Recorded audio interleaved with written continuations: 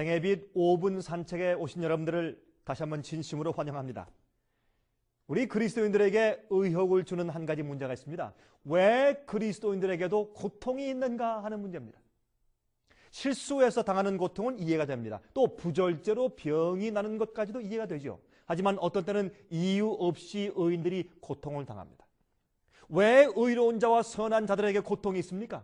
왜 하나님을 잘 믿는 자들에게도 종종 고통이 임하는 것일까요?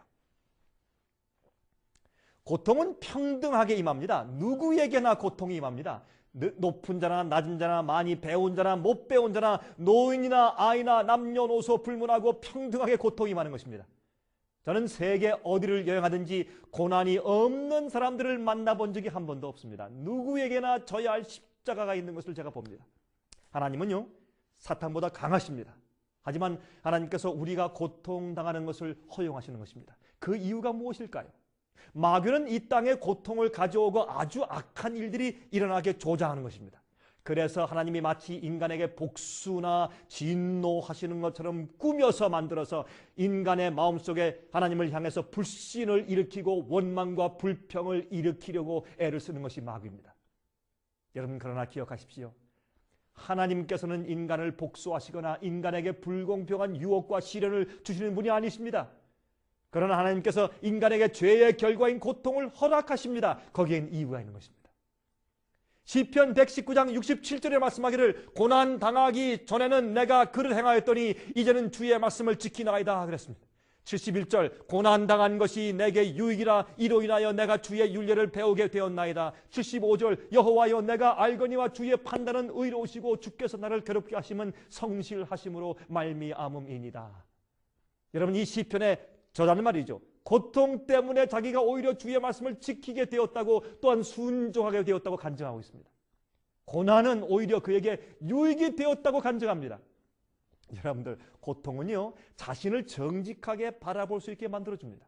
고통은 세상과 죄를 미워하게 만들어줍니다. 우리가 이 세상에서 종종 고통을 경험하도록 하나님께서 허락하시는 이유는 그 고통이 이 세상에서 우리의 애정을 떼어내어서 영원한 하늘에 두도록 하시기 위해서 그런 것입니다. 고통은 다 나쁜 것이 아닙니다. 고통을 당하면 세상이 싫어지죠. 여러분, 출애굽할 때의 이스라엘 백성들이 첫 번 세 재앙들은요, 애굽 사람들과 함께 당하게 하셨습니다. 그 이유는 이스라엘 백성들이 애굽이 지긋지긋하게 싫어져서 나가고 싶어지도록 하시기 위해서 고통을 좀 허락하신 것이죠. 고통은 우리로 하여금 우리의 죄의 흉악함을 느끼고 옳은 편으로 마음이 쏠리게 도와줍니다. 고통이 없다면 사람들이 더 대담하게 담대하게 죄악을 저지를 것이 아니겠습니까? 여러분, 고통을 당할 때마다 우리는 죄와 실수의 흉악함을 느끼고 옳은 편에 마음이 쏠리게 하기 위해서 고통을 허용하시는 것입니다. 우리가 이 세상에서 고난을 당하게 될 때 말이죠, 세속적인 재물보다 영적 성장을 선택하도록 하시는 것입니다. 여러분, 세상적 축복보다 하늘의 축복을 선택하게 하시는 것입니다. 세상을 미워하고 하늘을 사랑하도록 만드시기 위해서 가끔 우리에게 고통을 허용하시는 것입니다. 여러분, 고통은 다 나쁜 것이 아닙니다. 고통에도 유익이 있습니다. 여러분 생활 가운데 어떤 고통이 있습니까? 여러분들이시여, 고통의 이유를 발견하십시오. 하나님께서 우리에게 왜 고통을 주시는지 그 이유를 발견하십시오.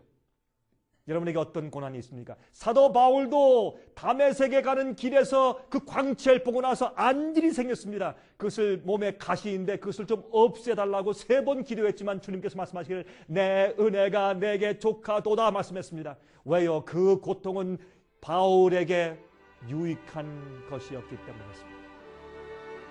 여러분, 고통의 이유를 발견하십시오. 제가 다음 시간에 다시 뵙겠습니다. 안녕히 계십시오.